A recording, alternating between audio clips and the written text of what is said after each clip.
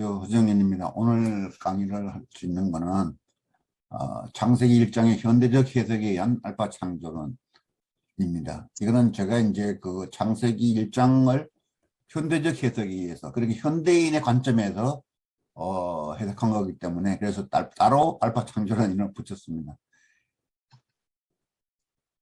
뭐 제 프로필은 조금 전에 그 박준호 박사가 소개를 했으니까 그냥 넘어가고, 그 중에는 최근에 이제 제가 그 작년에 연말까지 기독교 신문에 창조론 쪽 종말론 칼럼 연재 마쳤는데, 이거는 이제 그 뭐냐면은 요한계시록을 이제 그 대해서 칼럼을 쓴 겁니다.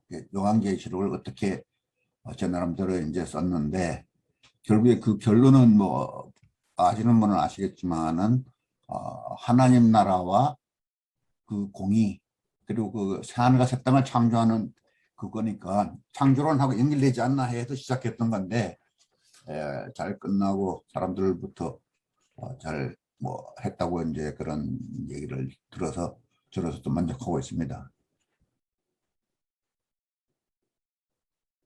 들어가면서 이거는 논문을 이제 그 배경으로 한 거기 때문에 그 논문을 갖다가 이제 체계에 따라서 제가 이 PPT를 만들었습니다. 그래서 이 창조 톨레도트의 연구를 창세기 1장, 이걸 갖다가 창세기 1장의 전체적인 갖다 창조 톨레도트라고 보고, 그다음에 그것을 히브리어 원문을 읽어야 하는 것은 그 원리를 알고 번역 성경의 문제를 극복하겠다.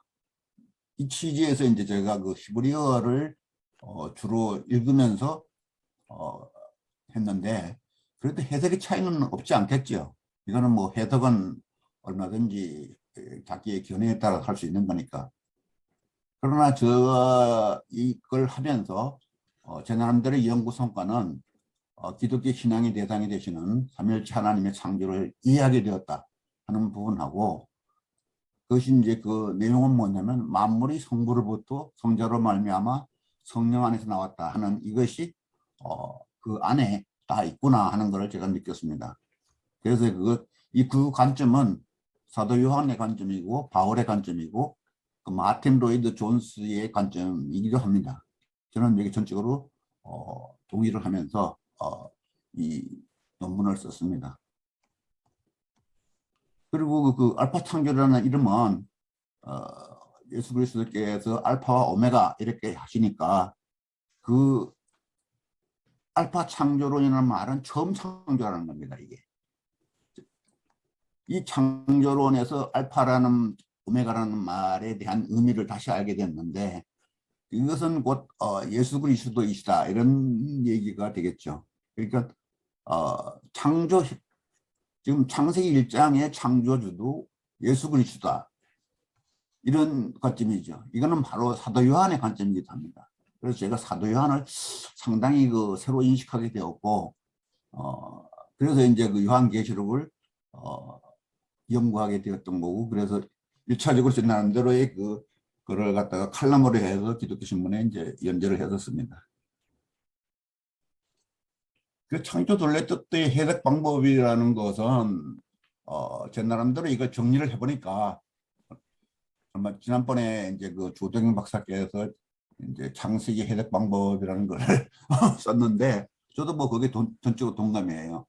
왜 그러냐면은 해석이라는 거는 사람마다 관점이 틀릴 수 있으니까, 이 창조에 대한 해석은 이거 뭐 누가 정확하게 본 사람도 없고, 그러니까 남아있는 거라고는 창세기를 가지고 이제 그 나름대로 이해를 하게 되는데, 제가 발견한 거는 이걸 창조 톨레도트를 제대로 해석하려면은 그 창세기를 썼는 모세가 어떻게 이걸 서술했느냐 하는 방법을 제가 이제 집중적으로 찾았습니다. 그래서 모세의 두 가지 정형적 서술충이라는 게 있는데, 이거는 뭐냐면은 하나님의 창조 명령을 모세가 들은 대로 기록했어요. 이건 물론 환상에서 보고 들은 거겠죠. 그다음에 모세가 또 자기 나름대로 그걸 설명을 했어요. 하나님의 명령을 갖다 보고 듣고, 그리고 환상이 벌어지니까 그 환상 안에서 자기가 설명한 게 있습니다. 그거 자기가 이해한 대로 했는 거죠. 이거는 모세가 이해한 대로 한 거죠. 근데 이제 창세기 1장을 읽어보면서 문제는 모세의 이해는 불완전하다 하는 생각을 했습니다. 왜냐하면 현대 우리의 그 지식은 이 창세기의 그 기록을 그대로 인정할 수가 없잖아요. 사실과 틀리니까. 그 뭐 성경 기독교들 일부 뭐 문자주의자들은 그래도 문자를 묻어야 된다 이렇게 얘기를 하는데 저는 그 부분에 대해서는 별로 동의를 않습니다. 문자들을 읽으면 결국은 뭐냐면은 사실과 틀린 거 어떻게 믿냐 이거죠. 그래서 모세 창조 돌레의 뜻은 결국은 고대 히브리 우주가 아니다. 그렇게 이제 그걸 갖다가 우리가 현대에서 그걸 그대로 믿을 수는 없지 않냐 이렇게 이제 생각을 합니다. 근데 창조 돌레를 이해하려면은 히브리어의 언어적 특성을 이해를 해야 되는데 히브리어 언어는 이 동사의 시제가 독특합니다. 우리가 이제 영문법을 주로 많이 이제 학생들 때 배우고 뭐 국문법도 보면은 현재, 과거, 미래 이렇게 있는데 이 히브리어의 특성은 완료형과 미완료형으로 나눠집니다. 이게 요 특성을 이해하면은 이제 히브리어를 읽어야만이 히브리어의 이 소설의 그 진위를 이해할 수가 있습니다. 그래서 그러면 우선은 발견할 수 있는 게 뭐냐면은 그 문장에서 사건의 순서를 알 수 있어요. 완료형과 미완료형의 차이에서 사건의 순서를 우리가 알 수 있다는 거죠. 그러니까 이 모세 서술에서 보면은 이 사건의 순서를 아는 게 굉장히 중요합니다. 그래서 제가 생각하는 거는 현대적 해석의 기준은 뭐냐? 사실이 진리가 아니냐 이거죠. 사실에 틀린 거를 갖다가 사실이라고 그걸 갖다가 성경의 문자적인 거라고 그것도 불완전한 그 번역 성경을 가지고 주장하는 거는 저는 상당히 그 문제가 있지 않냐. 그래서 저는 사실이 진리하는 그런 관점에서 창세기 톨레도트를 해석을 했습니다. 그래서 그 창세기 톨레도트의 그 1장이니까 1장에서 1, 2, 3, 4, 5절까지 제가 이제 동사를 분석했는 게 있는데 요거를 이런 식으로 전체 동사를 제가 그 1장 부분은 해봤어요. 해가지고 있는데 뭐 그거는 따로 기억은 기니까 제가 따로 안 하고 요거 예시를 한 것만 한번 보여드리면 이 빠라 동사가 여기에 이제 있는데 제일 먼저 하나님이 창조하셨다 할 때 창조의 빠라가 이거 완료형입니다. 하나님이 천지를 창조하셨다 이거죠. 그 다음에 이제 모세가 얘기하기를 이제 그 다음 2절에 가면은 땅에 대해 서술을 하죠. 땅을 갖다가 그 땅이 있었다 이게 그 한 문장은 그겁니다. 땅이 있었는데 그것이 이제 토후 보후 이렇게 가지고 혼돈하고 공하고 이렇게 되고 그 다음에 물이 꽉 차 있죠. 물로 뒤덮인 땅을 하나님의 신이 메라헤페트한다 이렇게 있는데 이거는 분사입니다 이게.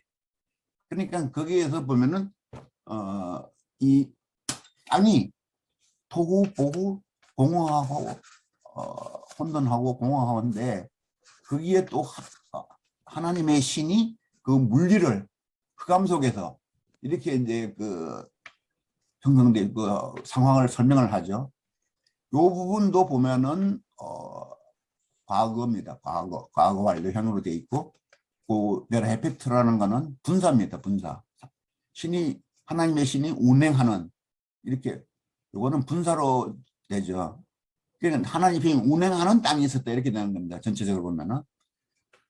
근데 그 다음부터는 3, 4, 5절은 이게 이제 모세가 쓴 거죠.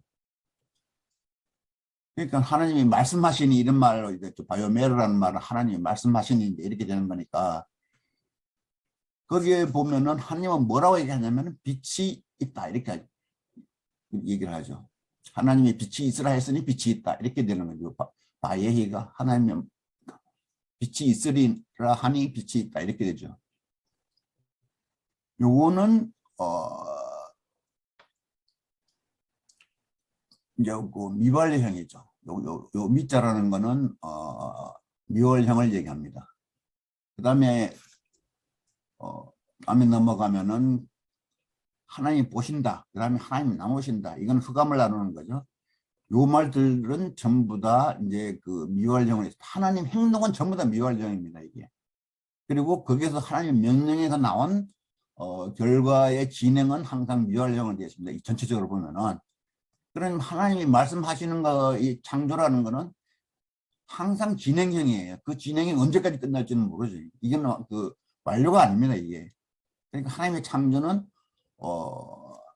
그 하나님이 이런 요 관점에서 보면은 하나님이 보시고 남으시니까 이것이 항상 그 진행형, 하나님이 섭리하시다는 얘기가 되죠. 이거는 하나님의 관심이 없으면 중지될 수도 있다 이런 얘기가 되는 겁니다. 이 히브리어적인 그 관점에서 보면은. 그래서 이제 그 미완료형과 완료형의 차이는 행위가 계속되는 거하고 완료되었다는 건 차이입니다, 이게. 그런데 5절에 보면 하나의 우리가 알고 넘어가야 될 것이 하나님이 바이크라 그러면서 이제 낮이라 부르신다는 얘기거든요. 이크라라는 말은. 그러면은 그것이 낮이라고 부르신다 이렇게 되는 거죠. 그 다음에 가서는 밤이라고 부르셨다 이렇게 됩니다. 카라 이렇게 하면은 이것은 완료형이에요. 그렇다면 밤에 대해서는 이미 부르셨고 낮에 대해서는 부르신다 이렇게 뒤에 나오는 거죠. 여기서 밤의 순서가 밤이 먼저였다는 것이 드러나죠. 이런 것을 우리가 이제 그 히브리어로 읽으면은 이런 것 갖다가 그냥 지나갈 걸 이런 걸 갖다가 캐치를 할 수 있는 거죠.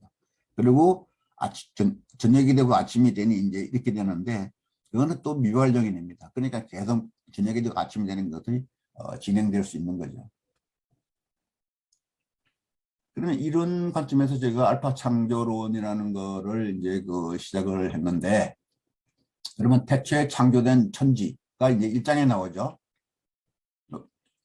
베레시트 바라 이렇게 나오죠. 이것이 하나님이 창조하셨다 이렇게 나오는데, 이 태초에라는 말은 전치사 플러스 소수명사입니다. 이게 레시트라는 빼라는 말은 전치사고 레시트라는 말은 소수명사에 그 해당하는데, 이것이 첫째라는 효소명사예요.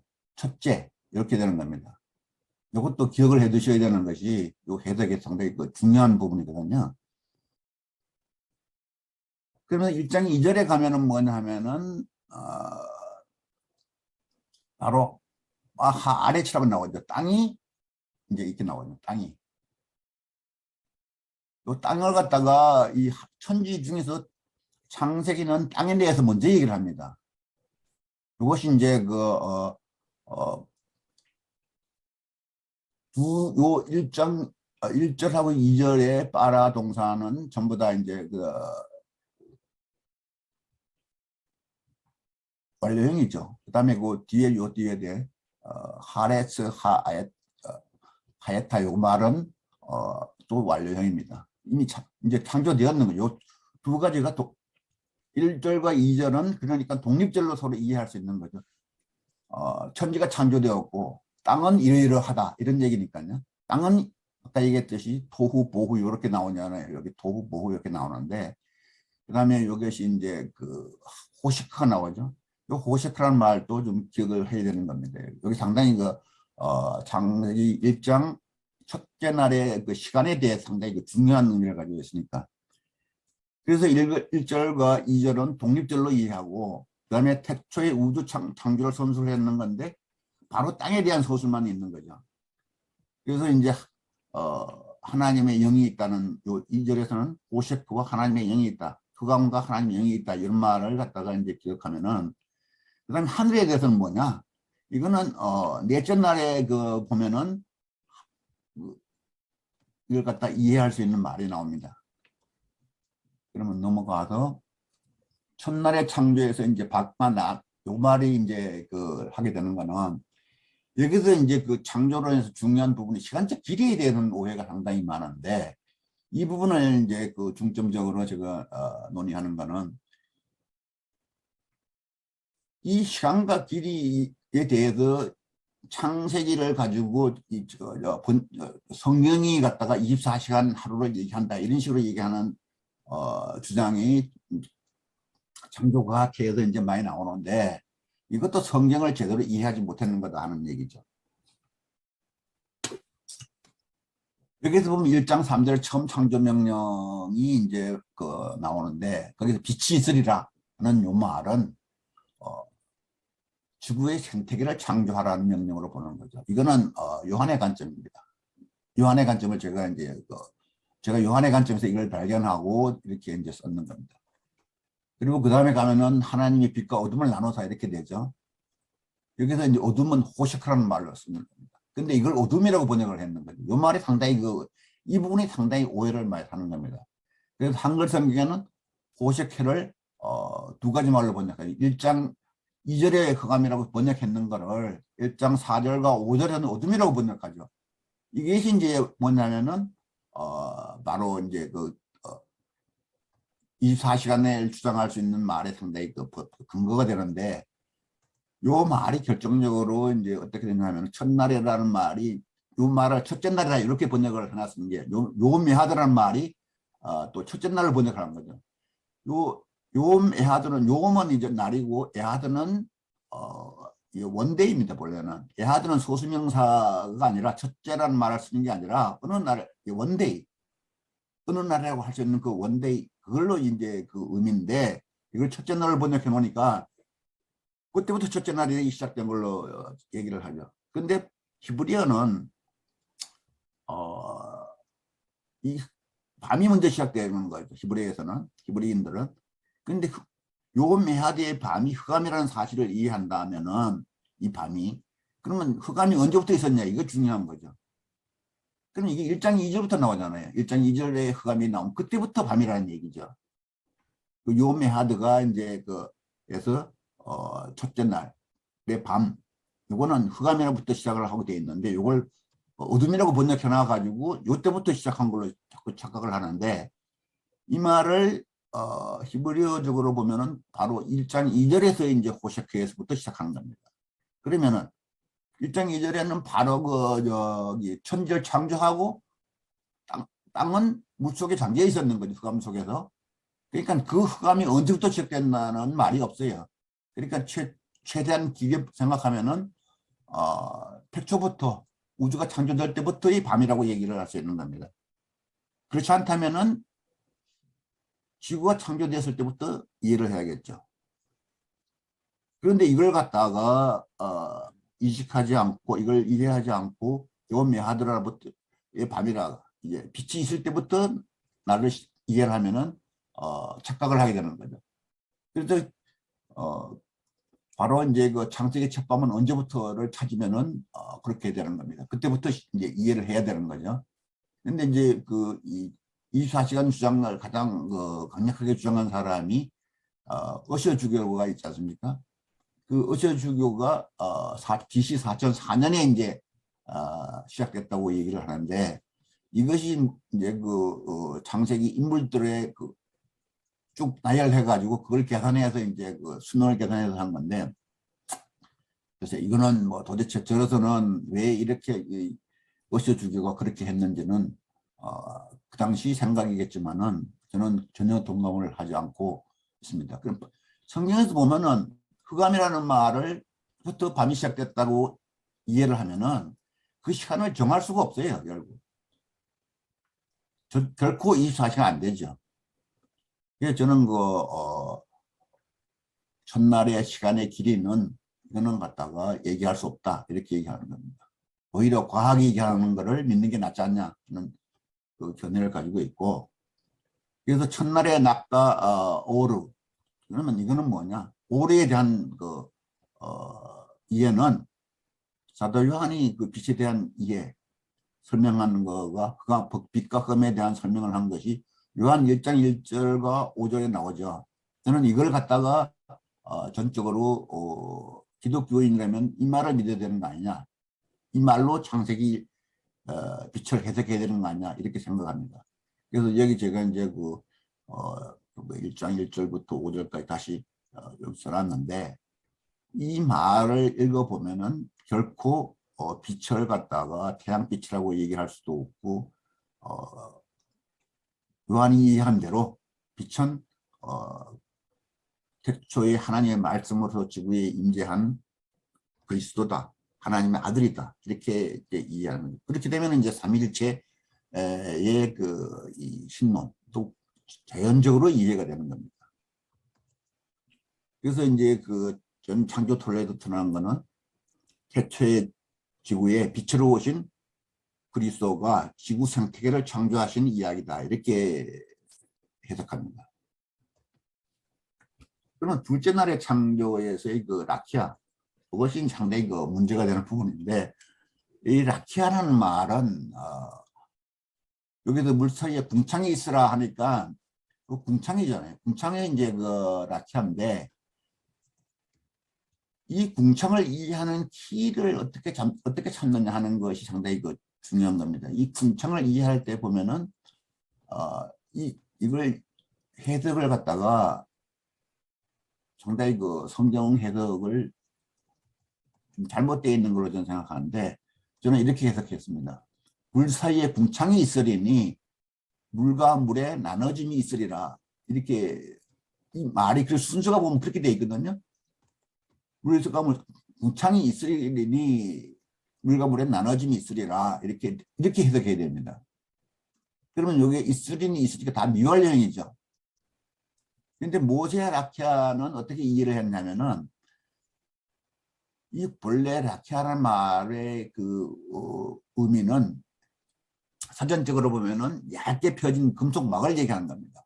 그렇게 이해를 하면서 어떻게 이해를 했냐면은 물속에서 아랫물과 윗물을 나누는 도구로 이해하는 거죠. 그러니까 물과 물 사이에 궁창이 있으니까. 그러니까 그러면 궁창이 아랫물과 윗물을 나누는 걸로 이제 판이 되는 거죠, 이게. 그러니까 그 윗물을 담은 판은 위로 올라가서 하늘이 되는 거고, 이것이 이제 고대 히브리인들의 우주관이 되는 거죠. 바로 옆 요 그림이 바로 그거를 고대 히브리인들의 우주관을 표현하는 겁니다. 그린 거죠, 이게. 이게 주석서에 보면 되게 이렇게 그려져 있어요. 조금씩 틀리긴 하지만은, 요거는 중국 성경에서 이렇게 해석했는데, 이게 가장 잘 해석해놓은 거더라고요. 그래서 제가 이걸 항상 자주 요 그림을 이용하는데, 이 그림을 보면은 이게 현대적으로는 도대체 말이 안 되는 거죠. 그래서 제가 이제 이 그림을 보면서 이제 고대 히브리인들의 우주관은 잘못됐다, 이렇게 설명할 수 있는 근거가 되는 거죠. 그런데 성경의 특징적으로는 샤마임은 쌍수명사입니다. 이 하늘이라는 게. 그러면 하늘이 두 개 있다는 얘기죠. 첫째 하늘은 이게 이제 삼중천을 얘기하는 건데, 이게 하나 빠져버렸네, 글자가. 여기 앞에 삼중천이라는 게 있었는데,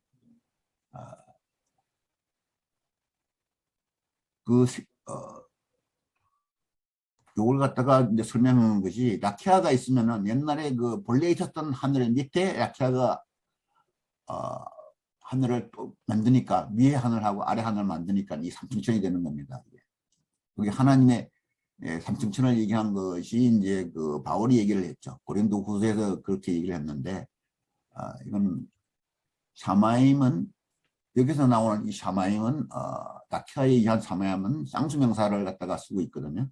그래서 그걸 이제 설명한 거고, 그러면 현대적 라키아 해석은 뭐냐? 나눠짐의 기능에 초점을 두자, 이거죠. 이건 도구적으로 이해하는 게 아니라 그 기능을 중점을 두면은 이게 현대적인 과학적 이해가 가능한 거죠. 그러면 뭐냐? 물이 증발할 때 원자 또는 분자로 나눠지는 현상으로 이해하자, 이거죠. 나눠지는 거. 그래서 제가 라키아는 대개권이다, 이렇게 주장을 하는 겁니다. 라키아는 대개권으로 해석해야 된다. 그래서 이제 보면은 현대 과학적 관점에서는 이 전자 껍질이라는 말이 나옵니다. 전자 껍질은 뭐냐면은 복대기 추익에서 이제 그 원자를 얘기하는 건데, 원자는 원핵 둘레에 전자가 뺑뺑 돈다, 이런 거죠. 그 전자 궤도를 얘기하는 건데, 이 전자 껍질은 그 전자 껍질의 마지막 껍질, 제일 끝에 있는, 제일 마지막에 있는 그 전자 껍질이 원자를 나누는 그 껍질이니까, 이걸로 이해하면은 물이 나눠지는 또 이걸로 해석하지 않냐 이거죠. 그게 분자 그렇게 하면 물은 분자죠. 분자도 결국에는 뭐냐면 전자 껍질이 있는 겁니다. 그 외곽 전자 껍질에 의해서. 그래서 이제 이것이 물이 분자로 나눠져서 증발한 것이 대기다 이거죠. 이제 하나님이 얘기한 것인 거는 이 물이 분자로 나눠져서 대기를 만들라 이렇게 한다는 뜻으로 이제 해석을 할 수 있는 거죠. 그래서 저는 이렇게 이제 그 라키아를 이, 이 옥색 규칙은 사실은 그 보호의 원자 모형에서 나온 얘기인데 그것이 지금도 이제 그 일반적으로 학생들한테 초기에는 많이 가르쳐 줍니다. 그 초중등학교. 그다음에 가서는 이제 그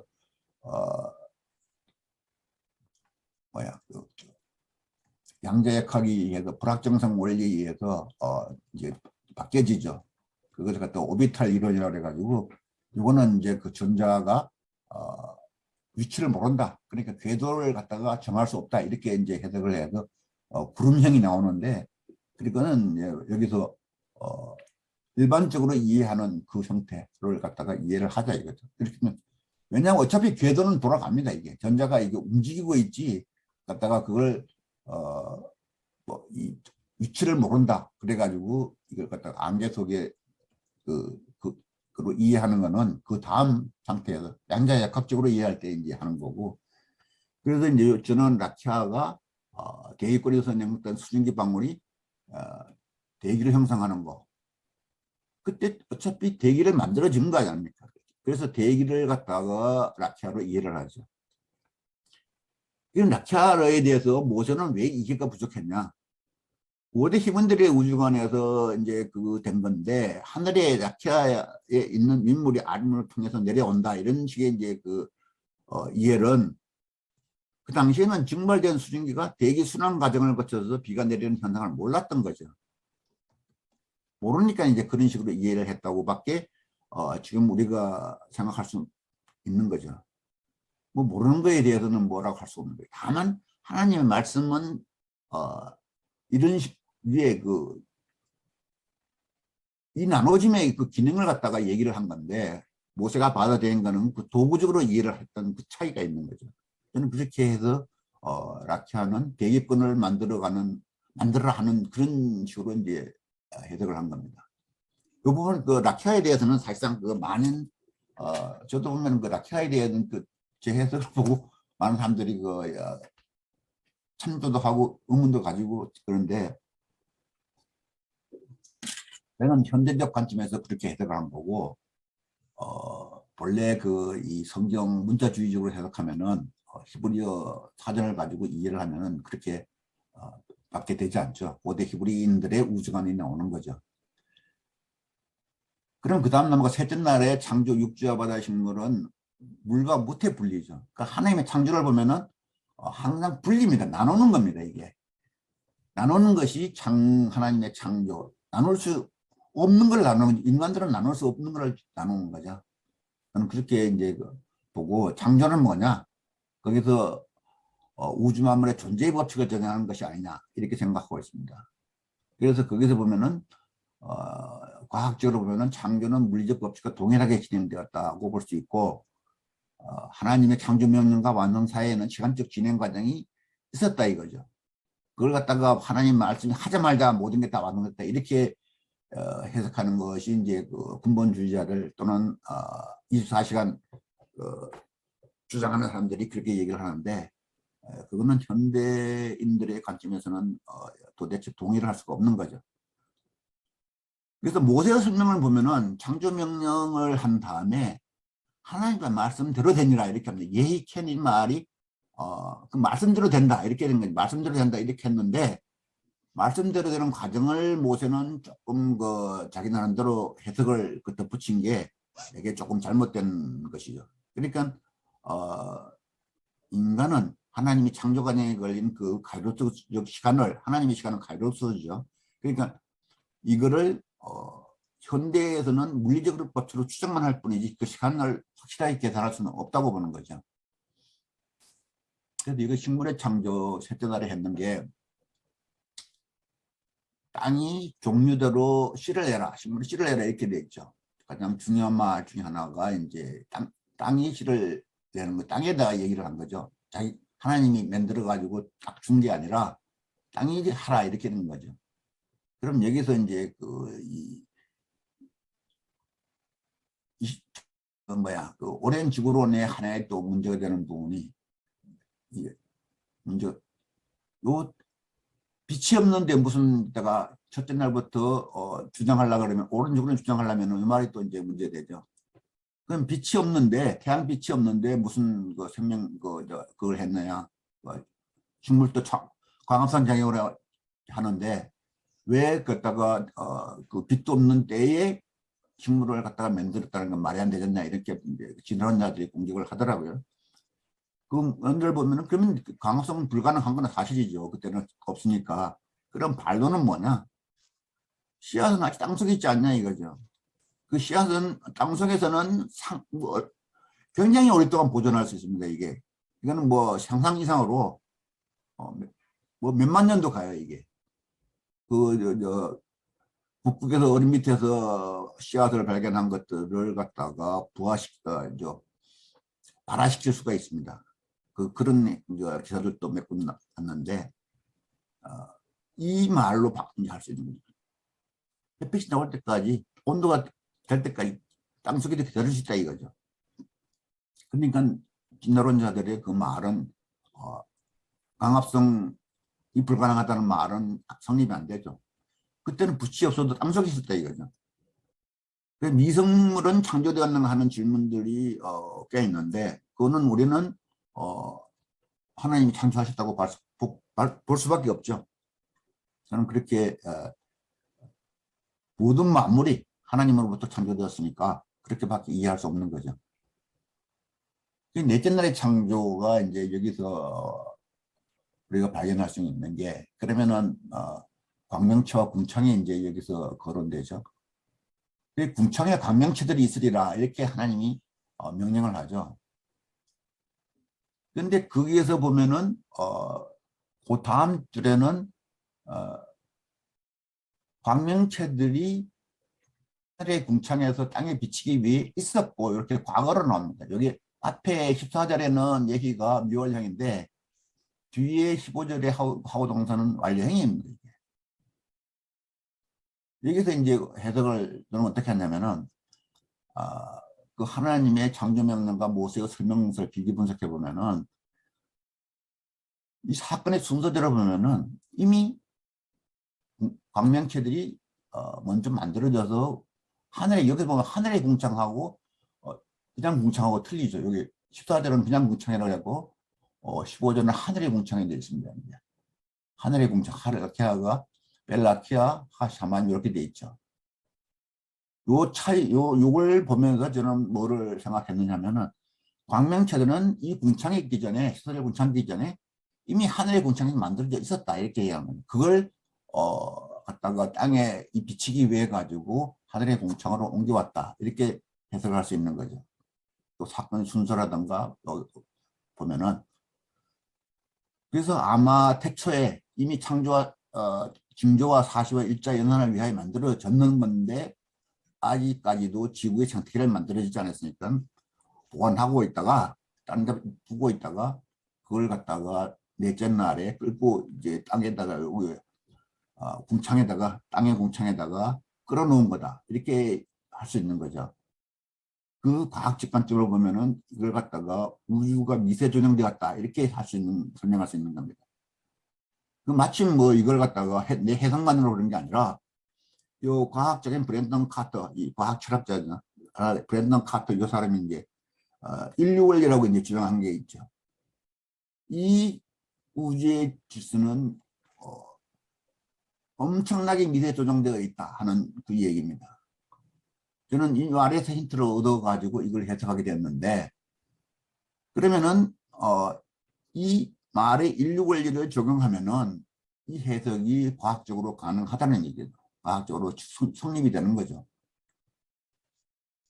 하나님의 창조가 결코 과학하고 틀리지 않다 이렇게 설명할 수 있는 겁니다. 이 동사에서 발견할 수 있는 겁니다. 이 동사의 차이에서 보면은 창조의 순서에서 그걸 설명이 가능할 수 있게 그좀 문맥에서 이해를 하는 거죠. 말 자체에서라기보다가 이 문맥의 흐름에서 그런 해석이 가능해진다 이거죠. 인류 원리에 대해서는 이거는 뭐 인터넷에서도 상당히 많이 해석이 나오니까 그걸 갖다가 길게 설명할 수는 없고 거기서 찾아보시면 되죠. 고대 히브리인들의 우주관이 이제 그 이 옛하늘과 이제 옛땅이라고 이제 이 신약에서는 이렇게 얘기를 하죠. 근데 그 우주관에서 문제가 되는 부분이 뭐냐면은 라키아의 실체가 이제 그 이 중요한 거죠. 현대 우주의 탐사의 결론은 대입번이고 모세의 이해는 과학적 사실과 다르다.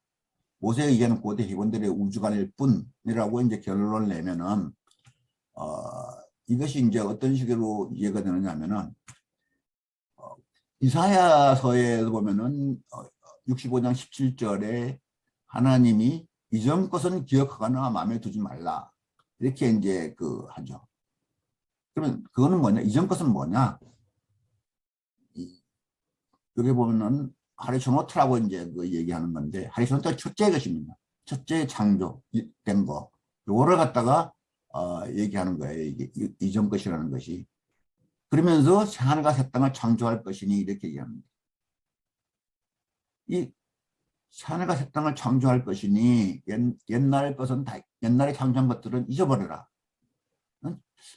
이 말을 읽으면서 무슨 얘기를 생각을 했냐면은 히브리인들의 우주관에다 보면은 창조를 잘못 이해하고 있는 거죠. 그래서 그걸 다 잊어버려라 이렇게 저는 생각을 했습니다. 그다음에 거기다가 유대인들은 하나님의 말씀을 무시하고 옛하늘과 옛땅의 시작을 해서 사탄의 미혹에서 벗어나지 못한 그 이유도 있는 거죠.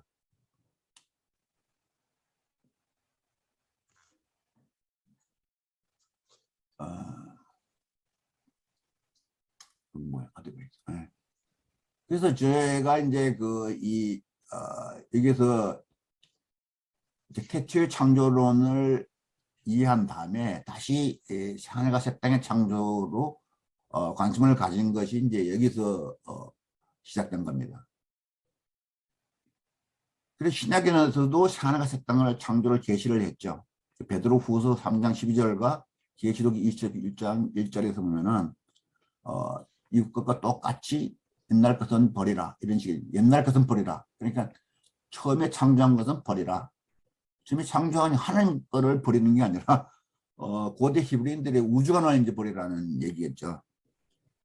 그래서 그리스도인들은 이런 걸 알고 있는 그리스도인들은 새 창조를 바라보면서 고대 히브리인들의 우주관을 버려야 한다. 그 옛하늘과 옛땅을 버려야 한다. 저는 그렇게 생각을 하고 이 논문을 알파 창조론에서 그걸 주장을 했습니다. 그럼 다섯 단계의 창조는 물고기와 새가 있는데 여기서 중요한 거는 뭐 물고기와 새는 딱 창조되는 거고 여기서 네페시 하야라는 말이 나오죠. 네페시 하야라는 말은 움직이면 살아있는 생물, 움직이는 생물을 얘기하는 겁니다. 그래서 이제 창조명령 1과 2에서 여기 보면 떼지어 움직이는 거라 이건 물에 있는 거죠. 그 다음에 이거는 이는 에어프라는 말은 날개들이나 이 조류를 얘기하는 거예요. 근데 여기서 뭐 그거는 크게 중요한 것이 아니고 중요한 거는 그 종류대로 이렇게 창조하는 거죠. 그걸 미니라고 얘기했는데 종류는 미니로 이제 나오는데 그거를 이해하면은 이 사도 요한의 하나님 태초의 빛으로 지구에 인재하시고 생물과 생태계를 창조하신 분이라는 하고 연결하면은 우리가 창조론을 조금 더 잘 이해할 수 있지 않을까 그렇게 생각합니다.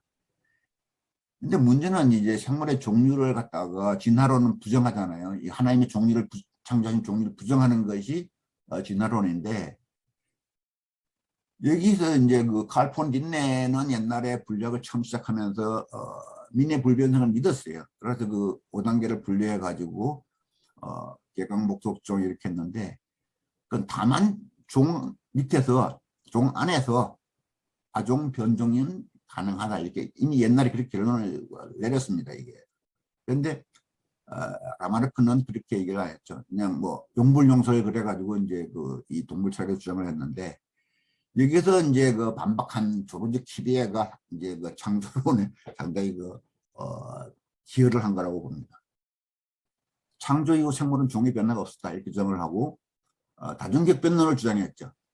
이건 뭐 지금 양승훈 교수도 똑같은 이 조르지 키비에의 책을 읽고 그렇게 했었다 그랬는데, 이거는 이렇게 함으로써 그 뒤에 어시어주기의 사천산 창조설을 비판하는 그룹화가 나눠진 거예요. 창조론자하고 이제 그 오랜 지구론자하고 젊은 지구론자들끼리 나눠진 거죠. 문제는 이게 이제 이 다섯 종류를 부정하는 과학적 무신론이 등장한 거죠.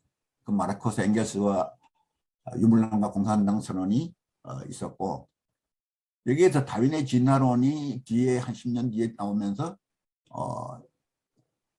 중요한 거는 이때 그 다음 해에 종이 기원한 다음 해에 옥스퍼드 논쟁에서 기독교가 패배를 한 겁니다. 이것이 이제 결국에는 기독교와 이 과학계가 완전히 이제 등을 지게 된 시발점이라고 봅니다. 그런데 그 뒤에 진화론은 마르크스와 엥겔스에 의해서 공산주의하고 공산주의 유물론하고 결합되어서 과학적 무신론으로 발전합니다. 이게 무신론을 철학적으로 그동안 저희는 철학적으로만 얘기를 했는데, 이때부터 이 두 개가 결합하면서 과학적 무신론이라고 이제 이름이 붙어지게 됐어요. 일반적으로는 과학적 무신론은 잘 모르는데, 이 공산주의에서는 상당히 중요한 용어입니다. 그리고 이 기독교인들이 공산주의를 잘 모르니까 이게 별 직을 신경을 안 쓰는데, 사실상 기독교의 가장 큰 대적이 공산주의입니다. 그래서 그 공산주의를 저걸 모르고 우리가 본 싸움을 하면 맨날 지는 거 아닙니까? 그래서 현대 과학적 무신론은 이렇게 찰스 다윈의 종이 기원에서 자연변증법, 이 책은 아마 잘 모르실 겁니다. 이거는 엥겔스가 쓴 책인데, 마르크스 엥겔스가 쓴 책인데, 이거는 잘 알려지지 않은 책이죠. 근데 이 자연변증법이라는 책이 엥겔스의 생전에 나오지 않았는데, 그 레닌이 소련에서 공산당 혁명을 성공하고 난 뒤에 그때 발간을 했습니다. 이게. 그래가지고 이제 이게 다 완성된 책이 아니에요. 그런데 남아있는 그 원고들을 제가 읽어보니까는 거기에 이미 진화론의 모든 생각이 다 들어있어요. 요 알렉산더 오파레이는 청년의 기원을 쓴 거를 요거에다가 조금 더 확장한 것 뿐이에요. 자연변증법에서 엥겔스의 자연변증법에서 진화론의 개념을 알렉산더 오파레이 놓고 화학적으로 좀 발전한 거죠. 문제는 그 다음에 가서 스티븐 호킹이 양자역학적으로 위대한 설계를 쓰면서 거기서 모든 우주는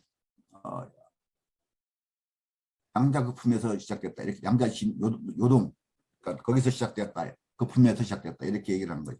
그러니까 완전히 창조주는 사라진 거죠. 이게 이 창조주는 완전히 이렇게 되면 완전히 사라져버린 거 아니에요.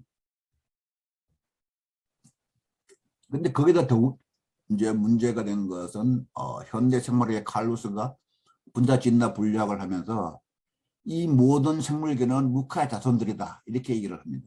여기 루카에 보면 여기 보면은 루카라는 것은 최초의 공통조상 이렇게 되는 거죠. 여기에 이제 이 분류된 거죠. 하나, 둘, 세 가지로 이제 분류된 건데 이게 나옴으로써 뭐냐면은 분자 진화 분류하기로 이제 이게 모든 생물학을 지배하고 있습니다. 우리가 창조론자들이 진화론을 비판하려면은 이걸 알아야 되는데 이거는 뭐냐 하면은 DNA를 가지고 전부 다 기준으로 했다 그러니까 DNA에 대한 거를 모르고는 반박을 할 수가 없어요. 그러나 DNA를 제가 연구한 바까지만 보면은 DNA가 결코 얘들이 주장하는 진화론자 주장하는 것처럼 자연에서 저절로 발생할 수 없다 이렇게 할 수 있는 거예요. 신의 언어를 쓴 그 누구야 요즘 그 자꾸 이제 그 사람 이름이 자꾸 잊어버려서 그런데 거기에서도 뭐냐면은 DNA는 결코 지구에서 지구가 아니라 어디에서도 저절로 자연에서 생겨날 수 없는 거다 이렇게 얘기를 하죠. 그거는 뭐 제가 요즘에 이제 그 시골에 다니면서 농사를 좀 이제 배우고 있는데 이 땅에서 씨가 나는 걸 보면은 결코 이 생물은 이 진화론적으로 저절로 생겨날 수가 없습니다. 이걸 저는 갖다가 아주 손하고 이제 발 몸으로 느껴요. 그러니까 이 창조론자들은 참 그걸 좀 뭔가 마음으로 느껴야 되지 않나 이렇게 생각을 합니다. 느껴봐야 확실하게 알 수 있는 거죠. 머리로만 이해를 해가지고는 그게 실감이 안 나더라고요. 그런데 이제 실질적으로 땅에서 그걸 해보니까 뭔가 마음으로 이제 그 공감이 가더라고요. 그래서 창조론들에 대한 비판은 우리가 해야 되겠고, 그래도 과학적 무신론 극복 방안은 DNA와 생명의 자연 선택적 발생이 불가능성을 입증해야 되지 않나 이렇게 저는 생각합니다. 여신날 창조는 땅과 생물의 인간을 창조하는 건데 땅의 생물은 뭐 아까 종류를 내라 하는 것에서 이제 그걸 하는데 문제는 여기서 이제 가장 또 다시 한번 강조하는 거는 칼부수의 생명계통수를 어떻게 이걸 타파하느냐. 이게 말하자면 DNA의 유형 관계에 따라서 이걸 갖다가 이제 분류했다 그러는데 DNA 유형 관계라는 것을 그러면 어떻게 검증을 할 수 있느냐. 이 검증을 하는 것이 사실상 관건이에요. 이 DNA 유형 관계를 검증을 하려면은 제가 생각하건대는 지금 들어서 생각밖에 할 수 없는데 그 DNA에 분류하는 그 프로그램이 어떻게 됐냐부터 이제 따져봐야죠. 그게 어떤 식으로 프로그램이 돼서 이 DNA를 이렇게 유형 관계를 갖다가 분류하게 됐냐. 이 프로그램이라는 거는 사실상 프로그램 짜는 사람의 자의가 상당히 많이 반영되거든요. 그 사람이 생각에 따라서 방향에 따라서 이 프로그램이 완전히 달라집니다. 제가 옛날에 그 초기에 우리나라에 그 컴퓨터가 도입될 때 제가 은행에서 그 도입하는 과정에서 조금 일을 했었는데 이 프로그램이라는 건 프로그래머의 의도에 따라서 얼마든지 조작이 가능한 겁니다. 그러니까 이것이 저대로 검증을 해가지고 프로그램 자체부터 검증을 해서 이걸 생명계통수에 이걸 까야 되는 거 아니냐 이렇게 하는 거죠. 그래서 과학적 무신론 아킬레스 건을 연구를 하면은 DNA와 생명의 자연 발전적 진화의 불가능성을 입증을 해야 되겠고, 그거는 이미 뭐 DNA와 생명의 자연 발전적 불가능성은 주장하는 사람이 많아요. 공감하는 사람. 그러나 이 부분을 정확하게를 갖다가 하려고 그러면 DNA도 잘 알아야 되는데 창조론 쪽에서 이 부분이 좀 약한 것 같더라고요. 이거는 뭐 제가 이미 뭐 하기에는 늦은 것 같고 좀 젊은 창조론자들이 많이 나와서 이걸 좀 했으면 좋겠어요. 생식장벽, 그 다음에 중간종은 이거는 진화가 계속되면은 현실에서 발견돼야 되는 게 발견되지 않잖아요. 그래서 뭐 갑자기 뭐 돌연변이라고 이렇게 얘기를 하는데 돌연변이에서는 문제가 그다음 자손을 생기려고 그러면은 이 암수컷하고 수컷이 동시에 생겨야 되잖아요. 그래야 생식이 되는 건데 생식 기능이 동시에 똑같이 생식 기능을 갖춘 짝짝이 맞는 그런 것이 동시에 생겨날 수 있다. 돌연변이 될 수 있다. 이것도 불가능한 거거든요. 그래서 이 부분에서 이 유전 법칙을 잘 이해를 하면은 뭐 그게 해결될 걸로 봅니다. 유전 법칙은 유전자들은 변이가 생기면은 그 유전자의 그 변이를 막는 또 유전자가 있죠. 세포가. 그래서 그걸 딱 제거를 해버리는 거예요. 그러면 그 보통 보면은 유전자 변이는 선천성 질병에 그치는 거지 다른 종으로까지 발전하는 경우는 거의 없어요. 나는 여러 가지 찾아봤는데 뭐 진화론자들은 있다고 주장을 하지만은 제가 보건대는 도대체 그게 납득이 안 되더라고요. 시간이 많이 됐는데 빨리 좀 나머지도 진행하겠습니다. 그러니까 아담을 중요한 거는 아담을 남자와 여자로 창조하신 하나님인데 여기서는 좀 철학적인 의문을 가지고 있었어요.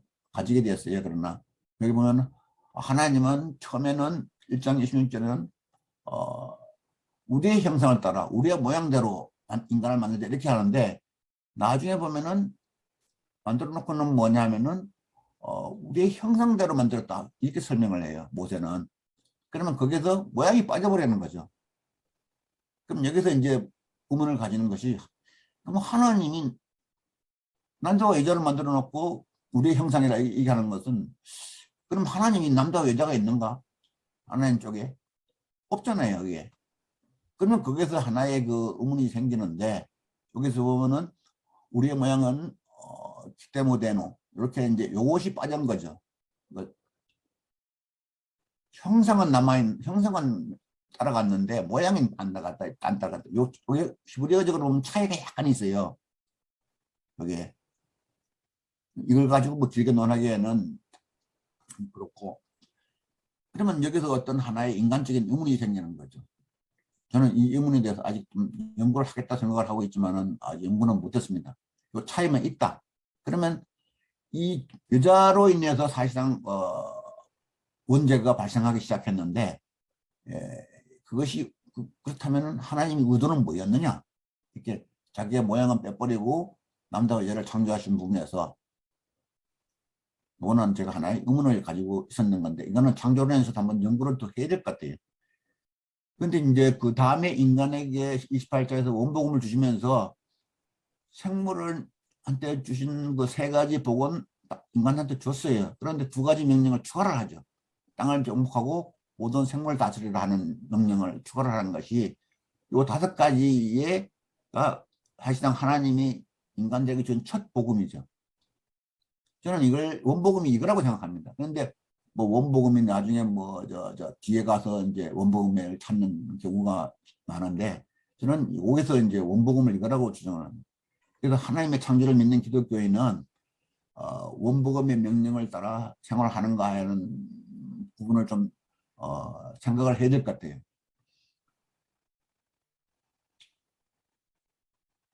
그래서 이제 그 기독교적인 요한의 관점을 따르면은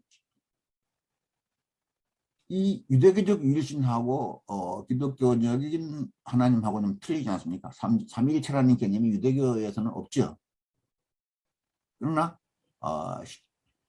그리스도인들은 성자 하나님이 창조하셨다는 믿음을 가질 수 있는 것이 바로 이 요한의 관점에서 찾을 수 있는 겁니다. 요한 1장 1절에서 5절까지를 자세히 이해를 하면은 결국은 그리스도가 처음에 그때에 임재하셔서 지구 생명체와 생태계를 창조하셨다. 그러니까 그리스도는 창조자이면서 구속자이면서 결국에는 나중에 이제 새 하늘 같은 땅에서 새 하나님 나라를 다스리는 왕이 되는 거죠. 이렇게 이제 기독교적인 그 관점이 성립되는 겁니다.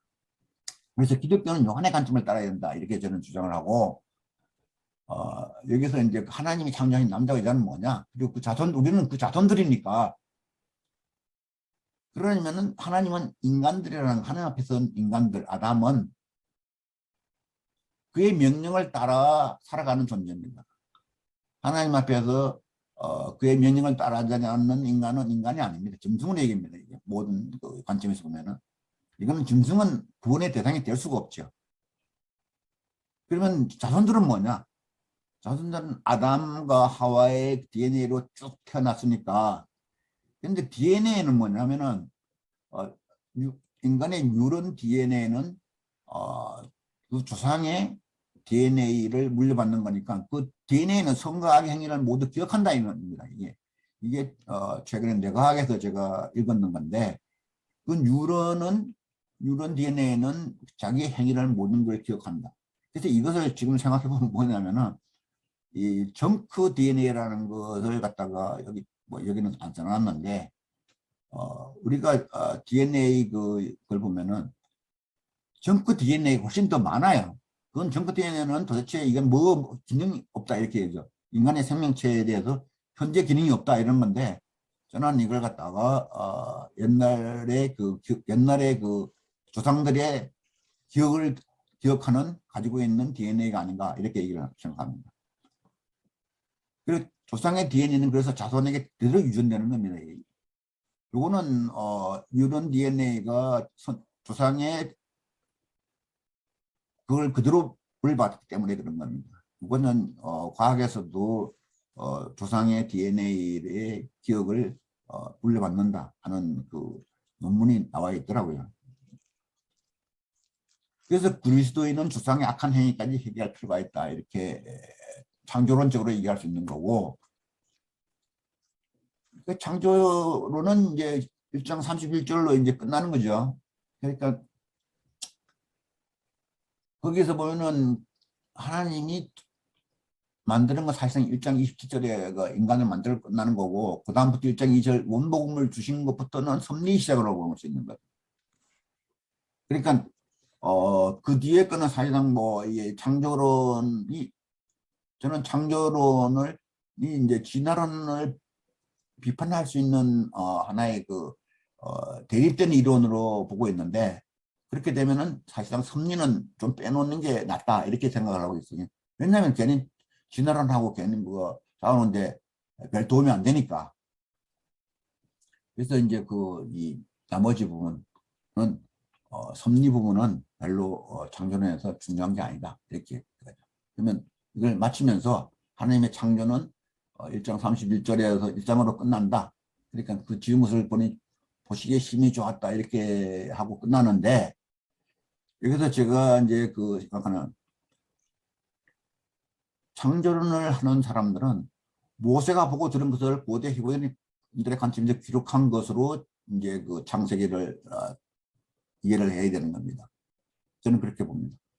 그것을 문자적으로 읽으면은 유대계의 교리처럼 고대 히브리인들의 우주관을 벗어나지 못하기 때문에.